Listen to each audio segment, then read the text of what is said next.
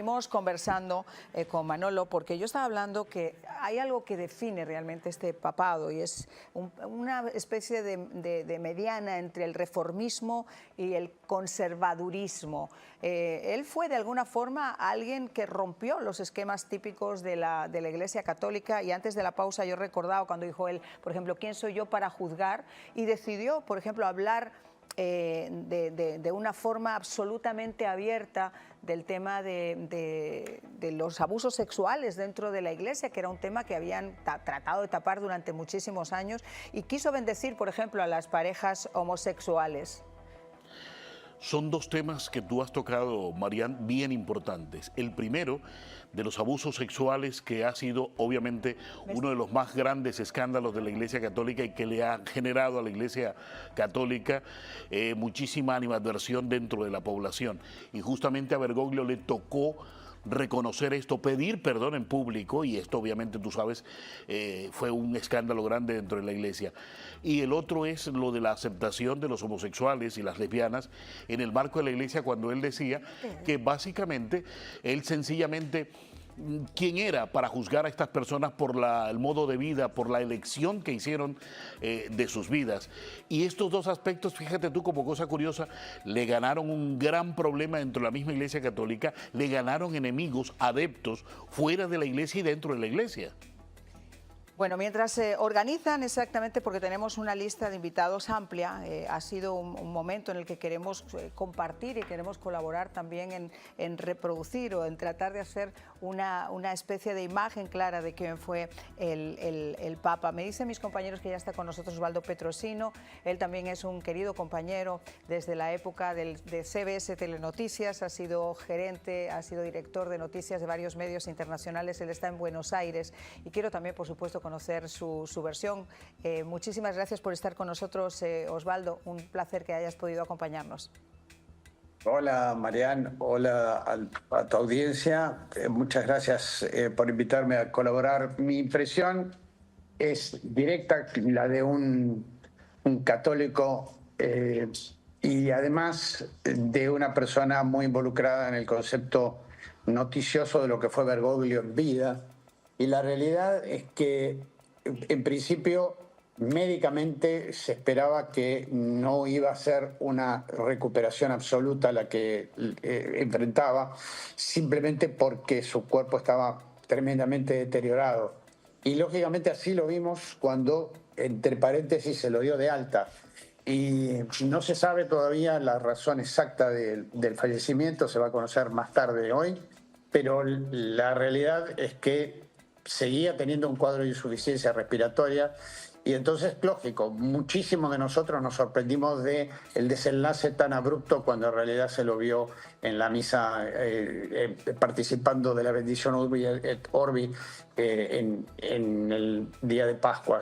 La verdad es que acá hay sentimientos compartidos entre mucha gente que no aceptaba el involucramiento político que había tenido Francisco en montones de terrenos, tanto en el terreno nacional como en el terreno internacional, cuando en definitiva soslayaba determinadas condiciones de lo que fue la realidad o lo que está siendo la realidad política mundial.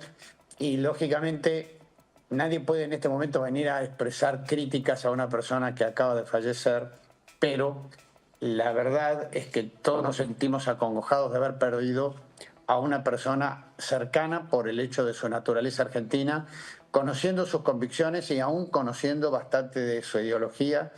El hombre verdaderamente marcó una diferencia en lo que fue el apostolado en Roma durante todos estos años. Ya lo hemos visto y lo hemos vivido. Veremos qué significa su legado conforme haya un sucesor. Pero hemos perdido al Papa argentino y probablemente al Papa argentino tal vez de este siglo. El Papa que llegó del fin del mundo, además, ese Papa que no regresó a la Argentina. Osvaldo, justo estábamos conversando antes con Osvaldo Agudelo, otro ex compañero nuestro también de... muchos años en CBS Telenoticias, que ahora es padre y que está viajando mañana para Roma, está en Bosnia en estos momentos, está viajando para Roma precisamente para estos funerales. Fíjate, yo recuerdo de Francisco, y tengo que reconocer, y lo he hecho abiertamente, que sería muy cínico de mi parte y muy hipócrita de mi parte, que ahora hablara solamente de las bonanzas y de las alabanzas del Papa Francisco. Creo que tuvo cosas sensacionales, creo que fue una persona que dejó un legado de humildad, que fue una persona cercana al pueblo, fue más una especie de capellán de iglesia que lo que fue un papa. Tenía esa visión tan absolutamente diferente a Ratzinger y tan absolutamente diferente a sus antecesores, pero también yo fui muy crítica porque no estuve nunca de acuerdo cuando tuvimos que cubrir viajes papales de que no tuviera una palabra para los presos políticos en Nicaragua, en Venezuela o en Cuba, que no cuidara del seno de su iglesia, siendo un hombre además que abogaba tanto por los pobres, por los necesitados, pero cuando se trataba de esa parte política que tú dices, es como que había una especie de autismo selectivo donde aquí esto se toca y esto, sin embargo, lo vamos a dejar ahí y no se toca. Sin embargo, quiero quedarme con las declaraciones de su hermana Elena, por ejemplo, cuando se enteró que era papa y no podía creerlo, dice, yo viajó a Roma, no podíamos imaginar, o Daniel, el señor que todavía está vendiendo periódicos, Osvaldo, ahí en Buenos Aires, enfrente de la Nunciatura, y que todavía dice que hablan de San Lorenzo y que hablaban de fútbol hasta hace bien poquito. Sí. Era un verdadero porteño por todo concepto, y mucha gente lo reconoce de que tomaba el subterráneo, o sea, se movilizaba el transporte público. La realidad es que la base de humildad no la perdió nunca, y esto además se manifestó en el momento que fue a parar a Roma. Ahora él dice, en realidad lo que trascendió es que no regresó a Argentina porque no quería ser utilizado políticamente, y en términos prácticos él realmente intervino en la política no solamente argentina, sino latinoamericana, como tú dices, de alguna manera soslayando determinadas situaciones que están vinculadas con la violación a los derechos humanos y fundamentalmente con una ideología que no preserva ninguno de los valores cristianos que él en definitiva promulgaba.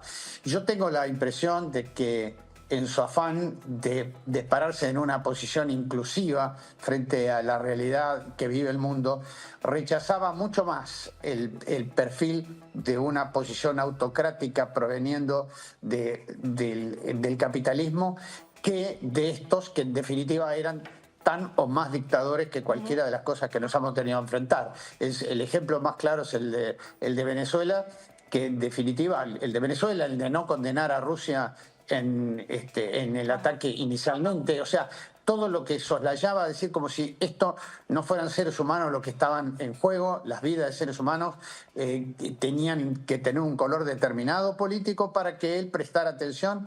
Bueno, en lo que hizo ayer, en lo que se leyó como su último mensaje, estaba justamente hablando de que evidentemente había que terminar con las guerras, no importa del color y forma que vinieran, y suponemos que en definitiva asumió un rol absolutamente general y objetivo respecto a lo que significa defender la vida humana.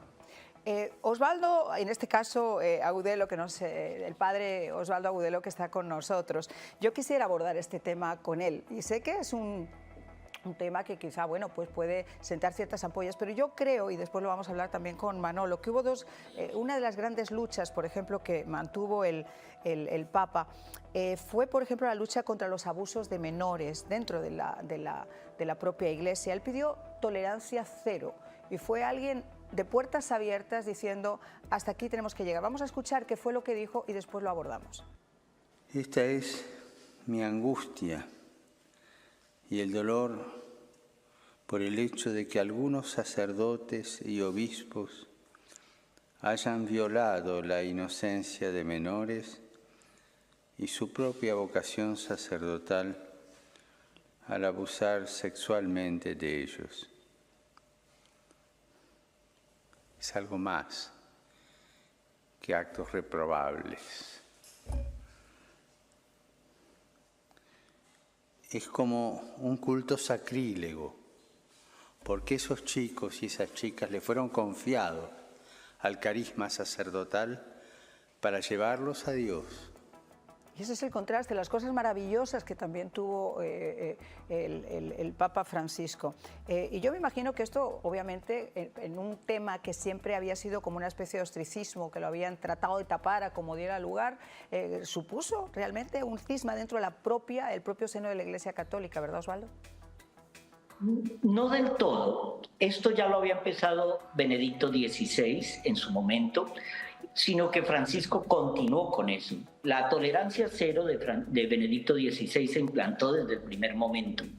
Ahora, quiero hacer aquí una aclaración. El Papa Francisco fue sacado muchas veces del contexto de sus palabras. Entonces cogían un fragmento de un discurso más largo y lo sacaban del contexto.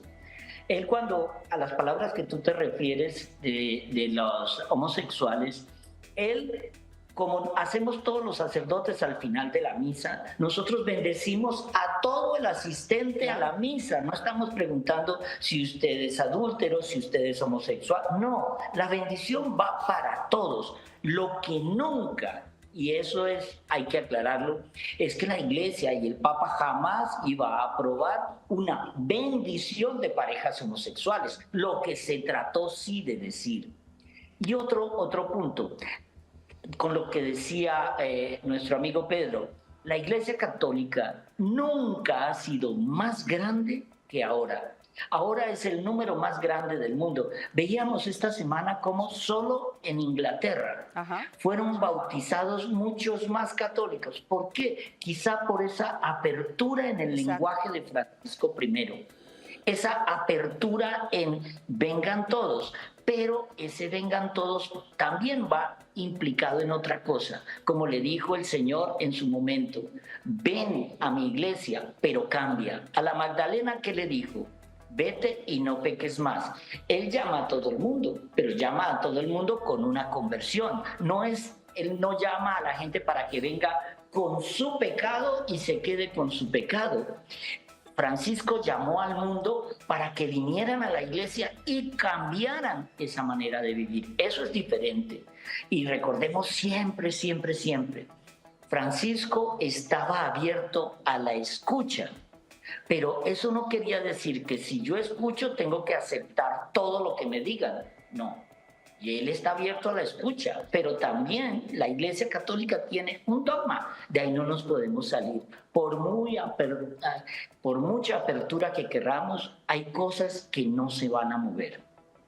Y yo me imagino que ese será otro de los diálogos que tendrá que hacer la Iglesia, en ese Dios que de repente es tan sobrenatural, su amor es tan absolutamente sobrenatural que llega a todas partes. Yo sí creo y estoy convencida que esa imagen aperturista de la Iglesia, donde en lugar de sacar a fieles, porque vamos a ser honestos, padre, si nosotros estuviéramos buscando a día de hoy que en esa plaza de San Pedro abarrotada todo el mundo cumpliera los dogmas de la Iglesia, el Vaticano se quedaba vacío, no quedaba uno. ¿Quién no es pecador? Mariana. ¿Quién no ha puesto cuernos? ¿Quién no ha hecho tal? ¿Quién no ha hecho cual? ¿Quién no ha mentido? Que si los cumpliéramos al 100%, eso se quedaba vacío.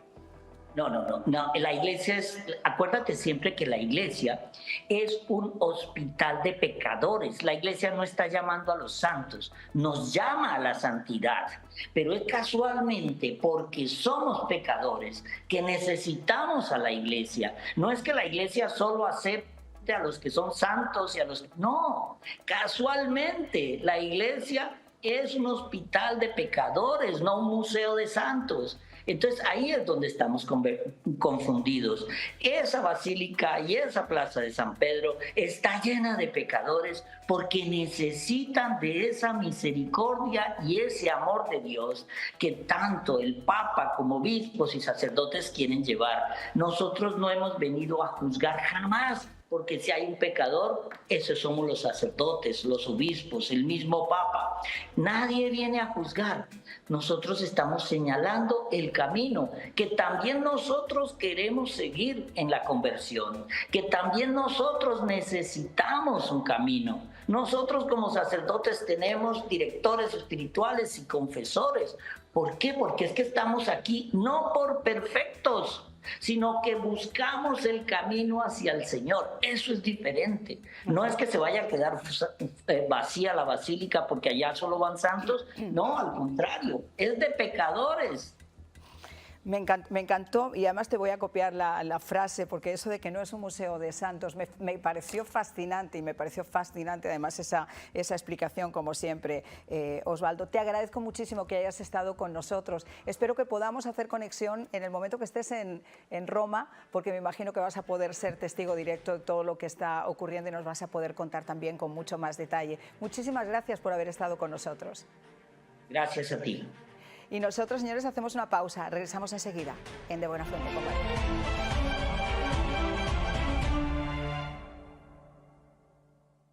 ¿Te preocupa el costo de tu seguro de auto? No estás solo. Muchos conductores se enfrentan al desafío de encontrar un equilibrio entre un seguro asequible y una cobertura completa. En Univista Insurance entendemos tus preocupaciones y estamos para ayudarte a encontrar una solución que se adapte a tus necesidades y presupuesto. ¿Sabías que una forma de reducir el costo del seguro de auto es revisar cuidadosamente tu póliza actual? A menudo los conductores pagan por coberturas que no necesitan o que tienen el límite más alto de lo necesario. Podemos trabajar juntos para personalizar tu póliza, eliminando coberturas innecesarias y ajustando los límites de cobertura para que estén alineados a tus necesidades reales. En Univista Insurance puedes tener la tranquilidad de saber que estás obteniendo la cobertura que necesitas al mejor precio. Llámanos hoy mismo para una consulta gratis. Univista es la mejor opción. Univista Insurance.